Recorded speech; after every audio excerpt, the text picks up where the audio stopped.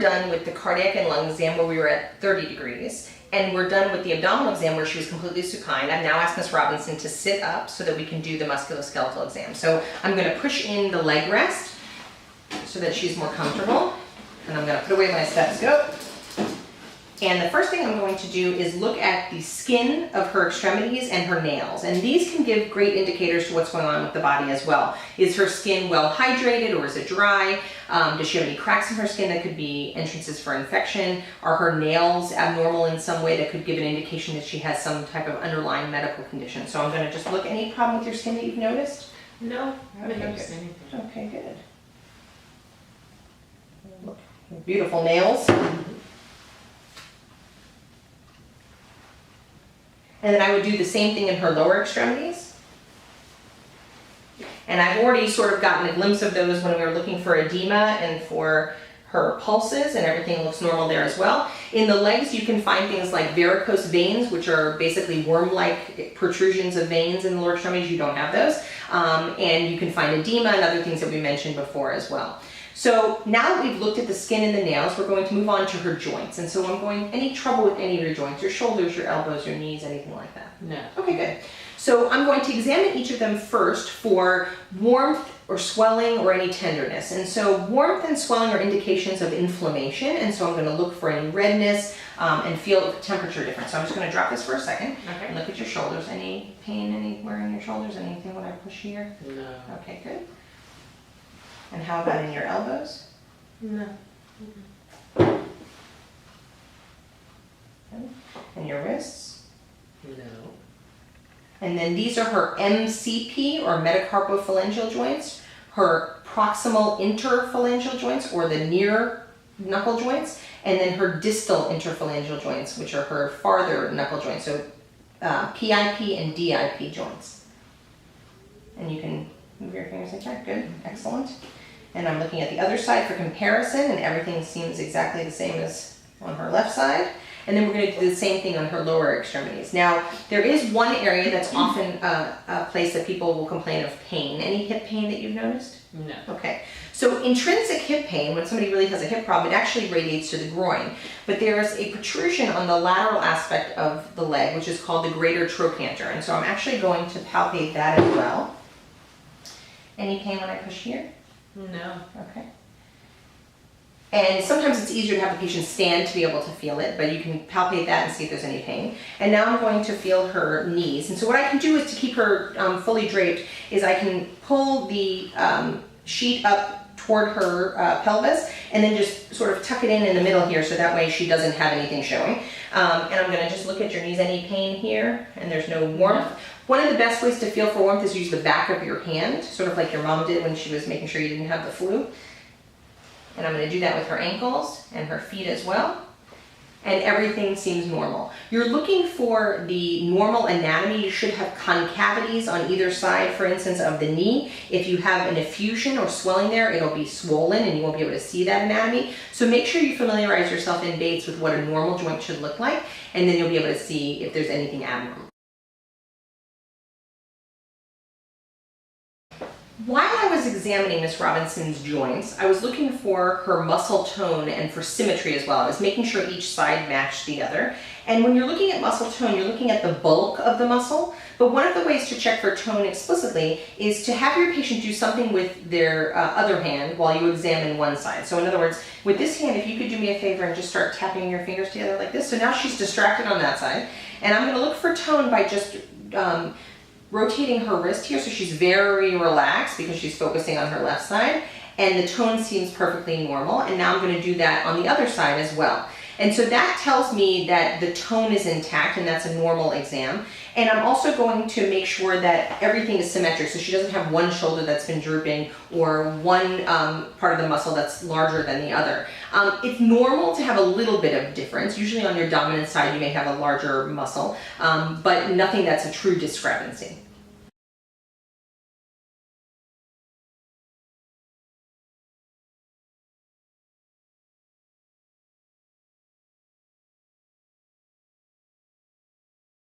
So now, Ms. Robinson, I'm going to check your muscle strength, okay? Okay. Again, we have two sides, so it's best to compare the sides when you're checking for strength. The best way to do this is to ask the patient to make the movement that you're asking for and then have them counteract that movement to see if their strength is intact. So let me give you an example. If I'm going to check biceps strength, what I want you to do on this side is to make a big muscle. There you go.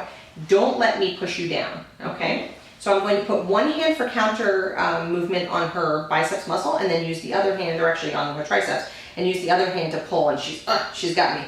Now, the best thing to do is to have them do it at the extent of motion. So instead of having her be extended and then have her push against you as she's pulling in for the biceps, have her start at the position of strength.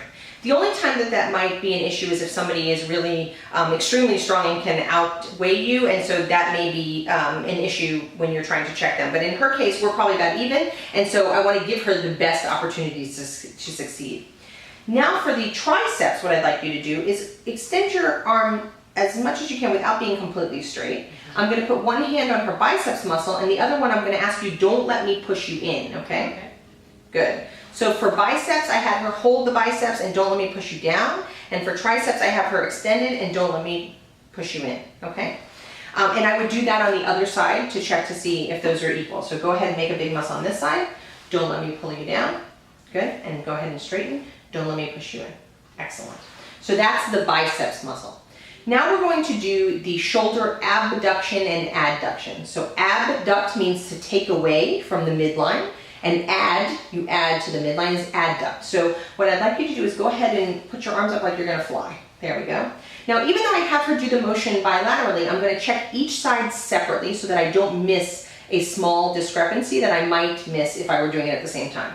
So don't let me push you down. Good. And don't let me push you down. Good. Now pull your elbows in towards your body and don't let me pull your elbows out. So this was testing adduction, and when she was like this, I was testing abduction. So we've already done shoulder abduction and adduction. We've done biceps. We've done triceps. Now we're going to do wrist flexion and extension. So what I'd like you to do is go ahead and pull your wrists up like this. Don't let me push you down. Okay. And then go ahead and extend your wrist. Good. And don't let me push you back in. Excellent. Now for grip strength, you can test the MCP, PIP, and DIP joints really all together. Go ahead and like we're going to play thumb war. And don't let me open your fingers. There we go. And this one. Excellent. And then finally on the arms, I'm going to ask you to grip my fingers. Now you never want to put just one finger in because somebody could really hurt you. So you can either make sort of as if you're crossing your fingers in their hands, or you can do the grip strength that I just did just now. So I'm going to put my fingers in here. Don't let me go. There we go. And the other side. Excellent. So all of your upper extremity strength is totally normal. Okay. Now that we've tested upper extremity strength, we're going to move on to test Ms. Robinson's lower extremities. And so the first thing we're going to do is start proximally with her hips. So what I'd like you to do is go ahead and just keep this drape up here so they can see, but we're going to put it down between your legs here so we don't expose you too much. Okay. All right, so we're going to test hip flexion, which means to ask her to bring her knee up toward her head and hold that position without planting her foot. And so I'd like you to go ahead and just bring your knee towards your head and don't let me push you down. Good. And the other side? Good. Excellent. Now I'm going to do hip extension. And for strength purposes, you can just ask her to keep her leg planted on the table and then not allow you to lift up her leg from the table. If she was doing range of motion, however, this would not suffice because she doesn't have enough movement available with her sitting on the table. And so she would have to stand to be able to bring her leg back, or she would have to lay on the table and bring her leg back that way, on her laying on her side. And so what I'd like you to do is go ahead and I'm going to put my hands underneath your thigh here and don't let me lift up on your leg. Good. And the other one. Excellent. So hip flexion and extension are totally intact. Now we're going to do hip abduction. As we mentioned, abduction means to take away from the midline, and hip adduction, which means to bring it toward the midline. So what I'd like you to do is go ahead and pull your knees apart and don't let me push them back in. So I'm going to try to push the right one back in. It's not going in. And now I'm going to try to push the left one back in, and that one's normal. And now I'd like you to put your knees completely together as if they're glued together and don't let me separate them. And those are normal as well. So hip abduction, adduction, flexion, and extension are all intact. Now we're going to check knee extension and knee flexion. So for knee extension, if you could go ahead and kick your foot up into the air. And because I'm going to push from the knee, and I'm going to try to be closer to the joint that I'm testing. So you don't want to push all the way down from the ankle. You want to push up at the knee. And I'm going to put one hand underneath her thigh to give me something to brace against. And I'm going to try to push down, and I can't do it. Go ahead and bend that knee for me, and don't let me pull it out. Okay. Good. And that would be knee flexion is intact. And I'm going to check the same thing on the other side. Don't let me push it down. And then the other side, don't let me pull it out. So knee flexion and extension are all intact as well. So the last thing we're going to do on lower extremity strength is to check ankle dorsiflexion, which means to pull your ankle up toward your head, and then plantar flexion. So plantar is the part you plant, and so plantar flexion means to push down like on the gas pedal.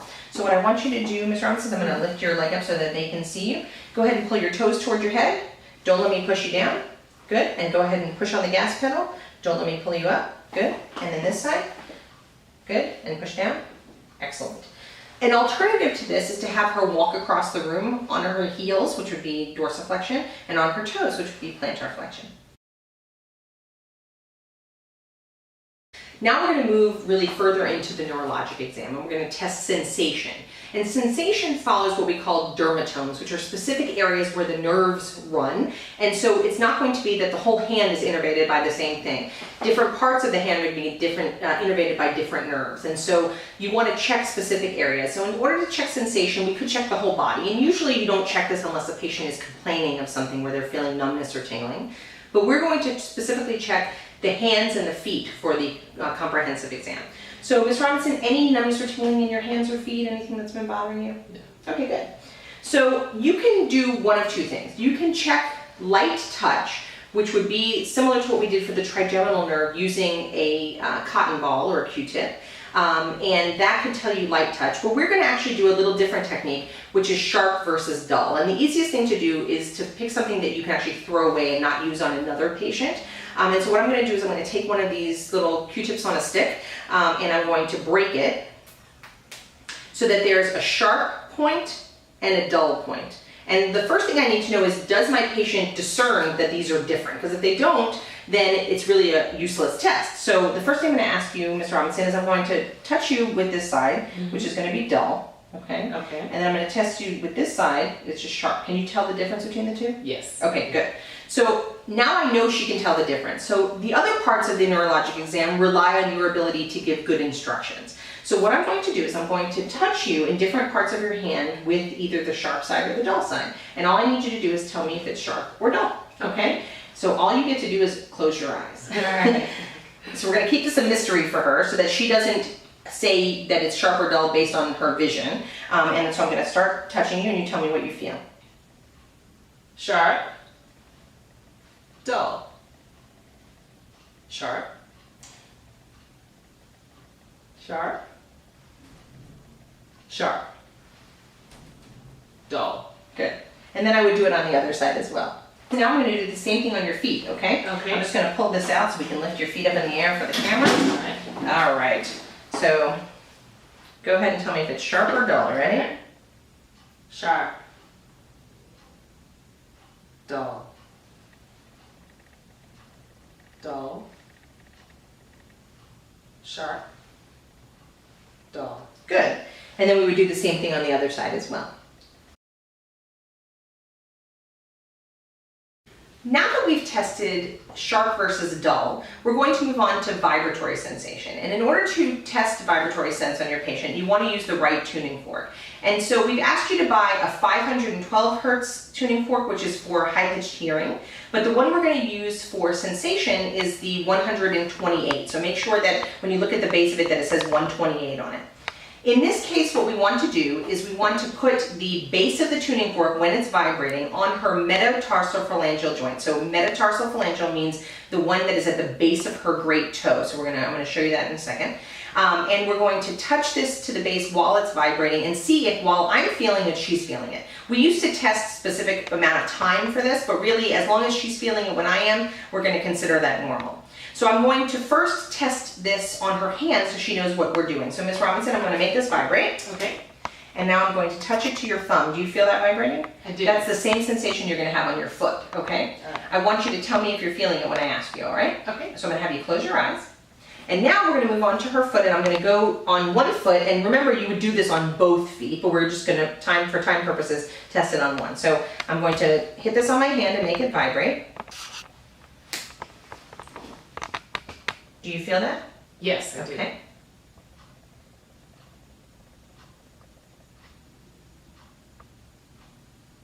You let me know when it stops. It stopped. Okay. And it pretty much stopped for me also. So that was a normal test. And then I would move on to her left leg. So now that we've checked vibratory sense, we're going to move on to position sense. So to be able to gauge whether you can tell what's up and down. Okay? I'm going to put my fingers on the sides of her toe. And then I'm going to use my other hand to lift the tip of the toe up or down. So Miss Robinson, what I'm going to ask you to do is close your eyes. Okay. And I'm going to have you tell me whether I'm pulling your toe up or pushing it down. All right. Okay? I always go back to the midline when I do this so that it makes it easier for her to discern each time. Okay? So go ahead and close your eyes. And I'm going to grab her toe on the side so that I'm not giving her a clue as to what is up or what is down. And then I'm going to take the tip of her toe and move it with my other hand up or down. So here we go. Ready? Okay. Up, down, down, up. And as you'll notice, I go back to the midline each time to make it easier for her to discern each movement. Now we're going to move on to your deep tendon reflexes. I'm going to use my reflex hammer, and it's got a little rubber tip on it. It's not going to hurt you in any way. Okay?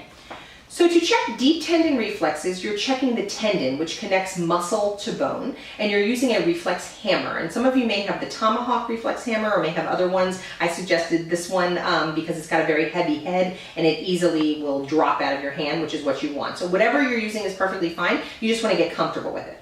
In order to get a good reflex from your patient, you need a few things. The first is that your patient has to be relaxed. So with each time that we check her reflexes, I want to make sure that her joint is relaxed. The other thing is you have to hit the right spot, which I'm going to show you how to do with each one as we go through. And then finally, you have to be relaxed. You don't want to hold on to your reflex hammer with a death grip, and you don't want to have the motion coming from your elbow.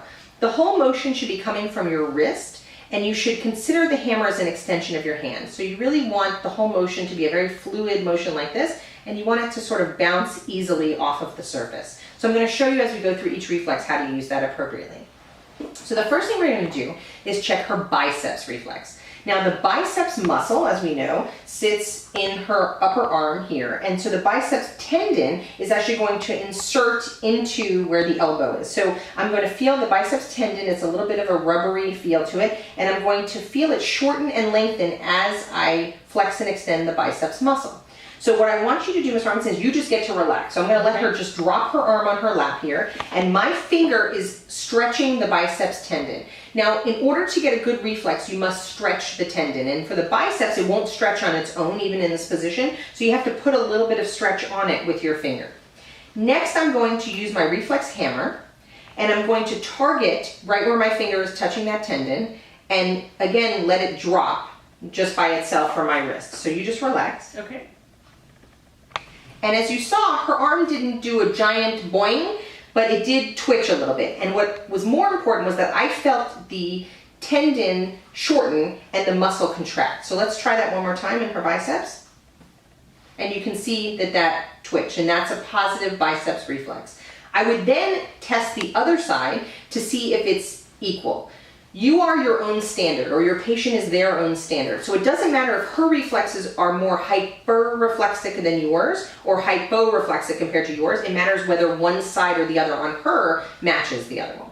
So that's the biceps reflex. Now we're going to move on to the triceps reflex.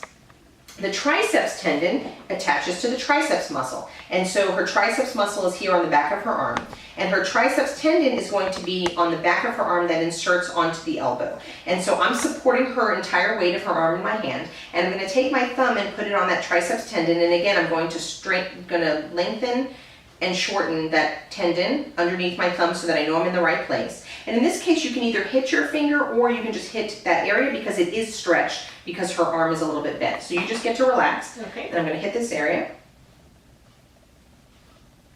And you saw she got a good boing out of her arm there. So that was a positive triceps reflex. And again, I would then go to the other side and test the other one as well. The last reflex in the upper extremity is the brachioradialis. And what you want to do is draw a line from the base of her thumb about a third of the way up her forearm. And that's where the brachioradialis tendon is. And so you're not really going to feel anything discrete, but you're going to hit this area right here. And normally what I'll do is I'll put a little bit of stretch on there with my index finger or my thumb. And then I will hit it with the reflex hammer. So here we go. And you saw her hand bounced. Normally the hand will sort of contract in and turn over a little bit. Let's try that one more time. And you saw that there, that's a positive brachioradialis reflex, and that should be tested on the other side as well. A normal reflex is what we consider 2+. That's a normal bounce. 1+ would be hyporeflexic. A 0 would be no reflexes at all, so not even a twitch. 3+ is a little bit hyperreflexic and might even spread to other areas close by. And then 4+ means that you have a very hyperreflexic state where you would have clonus, which we'll learn about later. So in this case, her reflexes are 2+. So now we're going to move on to the lower extremities. And again, I have Miss Robinson's legs exposed so that you can see, and I'm going to put the drape between her legs here so that we don't expose her too needlessly. And the first one we're going to do is her patellar tendon. So that's going to be her kneecap.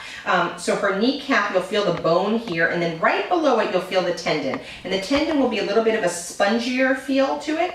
And that's where you want to hit. You don't want to hit her actual kneecap, that'll hurt. And so this is already stretched because her knee is bent, so I don't have to do anything to stretch the tendon. I just need to hit the right spot. So in this case, Miss Robinson, you just relax, and I'm going to just hit right here. Mm-hmm.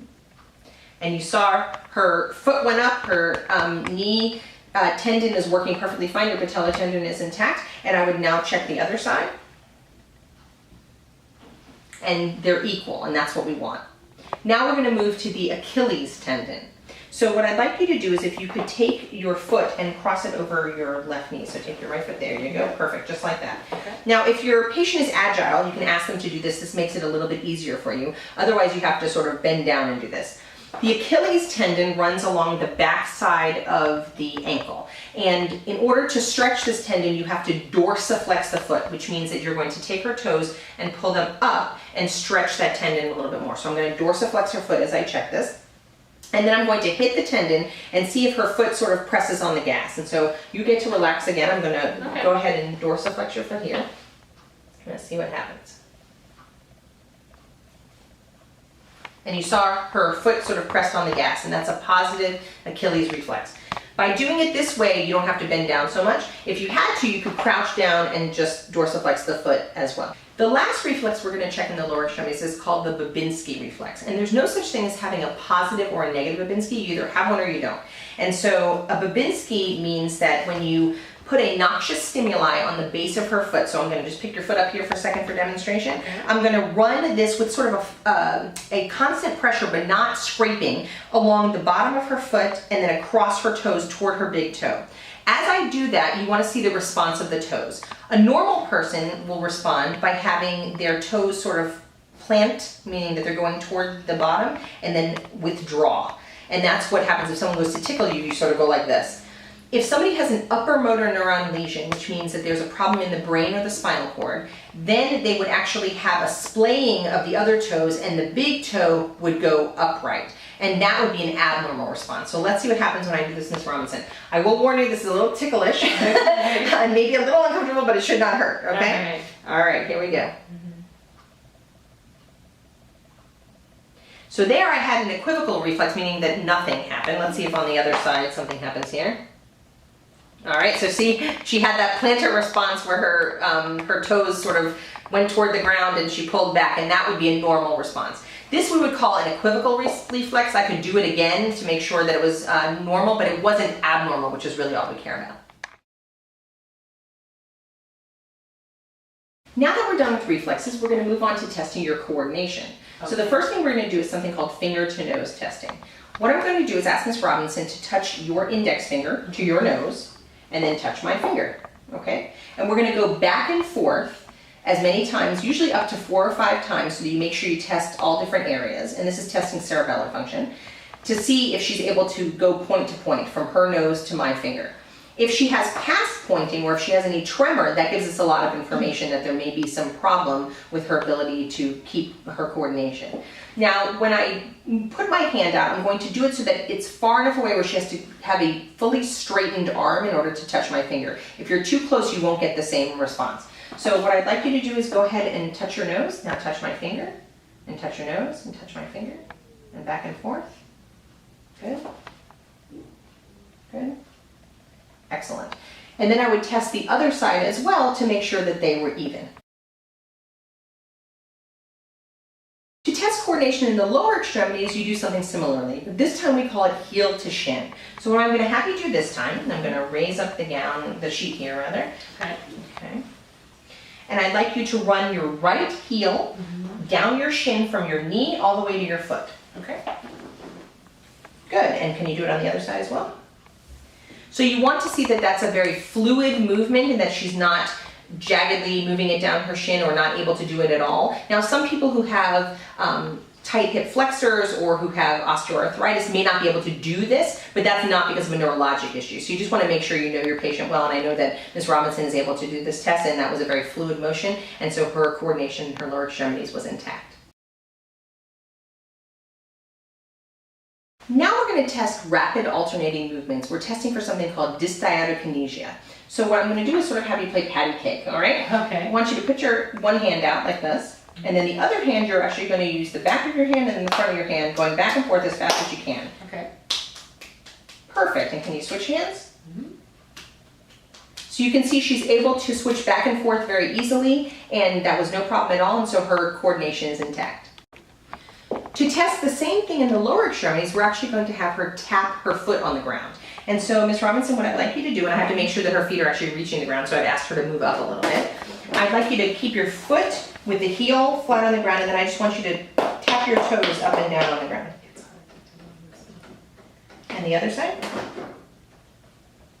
Perfect. All right, Ms. Robinson, now we're on the home stretch. Okay. I'm just going to watch you walk, okay? All right. So we're going to test gait now to end our exam, and this is the end of the neurologic exam and really the entire comprehensive adult standard exam. So we're going to ask our patient to get up and walk across the room, and the first thing I'm going to do is have her just walk her natural pace and the way she would normally walk anywhere that she goes. What I'm looking at are several things, because gait is actually a very complex thing. We're looking at the way that she strides. So is she actually able to plant her foot and then pass it with the other foot in order to ambulate? Or is she having to step and then meet and step and then meet? Does she have a stability there where she's able to walk in a narrow fashion where we walk with our feet right under our bodies versus widening her gait as little children do when they first learn to walk, because a pyramid is the most stable shape. And so little kids and patients who have cerebellar dysfunction will widen their gait in order to increase their stability so that they don't fall over. We're also looking for arm swing. Is she able to move her arms comfortably as she's walking, or is she not able to do so, and indicating some problem as well? So we're then looking as she turns, is she able to turn very easily and comfortably, or does she have to sort of do it in a block fashion? And is her head turning comfortably and her shoulders are turning comfortably as well? So we're going to look at all of that as she's walking across the room. So all I'm going to have you do is walk straight to the wall and then walk back. Okay, I'll take that for you. Right. Okay. I got you together. There we go.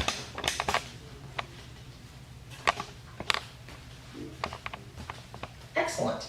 So now we've watched her walk naturally across the room, and now we're going to change it a little bit and have you walk as if you're on a tightrope, okay? So Okay. go ahead and just put one foot in front of the other, and I'm going to stand with her just in case she falls. Okay. Oh, and just walk. Yep. Walk straight across the room. Good. Excellent. Okay. And then coming back, I'm going to have you walk on your heels, okay? So with your toes up in the air. Good. And now go ahead and switch to your being on your toes. Perfect.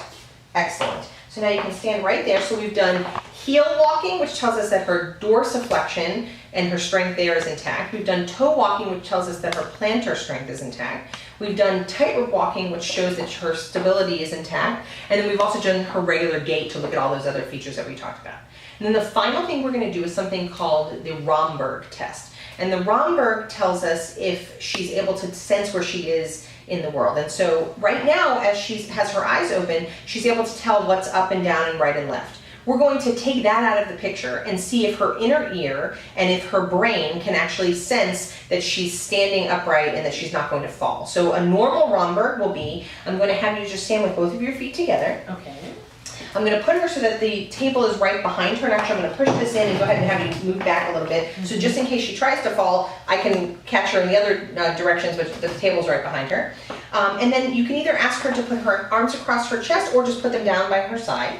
And I'm going to stand here for safety purposes, and I'm going to have you go ahead and just close your eyes. Okay. Now this is a normal test. She's not moving in any way. If she were to start wobbling a little bit, that would even be normal. But if she would start to fall off kilter, then that would tell us that there was something wrong either in the brain or in her inner ear. And you can open your eyes and everything's normal. And you can go ahead and have a seat right back up here, and we are done with our exam. So thank you so much for your help today. All right. And thank all of you for your attention in learning the Adult Standard Comprehensive Physical Exam.